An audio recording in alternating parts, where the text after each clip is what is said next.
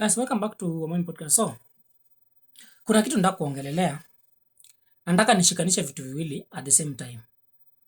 Number one, nataka nishikanishe story yenye Ruto alikuwa ameita press juzi akiwaambia story ya vile alikuwa ameenda kuongelesha Uhuru hapa Ishaweri na paka akaenda kwake karibu nyuma State House huko.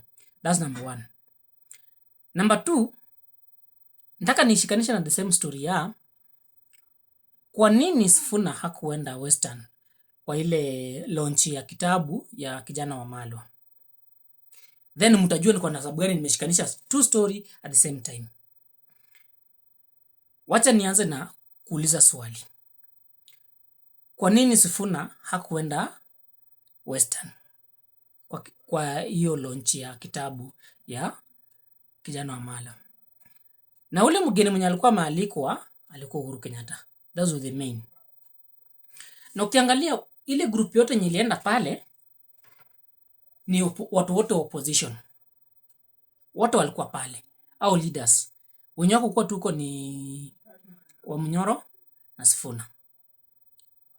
Na sana wale wanasimama wote walikuwa. Kwa nini mnafikiria nini ya kuenda huko? Unajua mkiangalia politics msipige tu siasa kwa sababu siasa inapigwa. Angalia timing ni kwa sababu gani. Na uangalie kwa nini Uhuru alisema hata shika mtu mkono. Uhuru aliwakataza jana wote. Hata shika mkono. Endeni kwa wana inchi muombe kura. Mkishaomba kura murudi. Na ule ambaye atachaguliwa kama president nitaweza kufanya kazi na yeye. Hizo zilikuwa words za Uhuru Kenyatta. Okay? At the same time, Uhuru Kenyatta jana aliweza kupinga tu waziwazi. Yeye si mfadhili wa Linda Mwananchi. Alikataza jana, yeye si mfadhili wa Linda Mwananchi. Kwa sababu wakati jana alikuwa anaita wale viongozi ambao wanasimama, wafuasi wa Sifuna walishangilia. Then kwa hiyo kushangilia, akasema kumbukeni mimi si mfuasi wa nini? Wa Linda Mwananchi. Yaani si mfadhili wa Linda Mwananchi. Hapo ndo mahali penye nimeleta hiyo story yote. Ukiangalia vizuri vile politics inafanywa hapa Kenya, timing inakuwa kitu moja ya maana sana. Na that's why unaona Sifuna hakuweza kwenda Western. Kwa sababu angedhubutu kwenda hiyo kongamano yote, picture ingetoka pale ni kwamba Uhuru Kenyatta ndo anawafadhili. And that's the reason why nani hakuenda. Sifuna hakuenda. That's my own opinion. Kwa sababu mimi naiangalia siasa, siangaliangi siasa vile wengine wanaangalia. That's number one. Number two,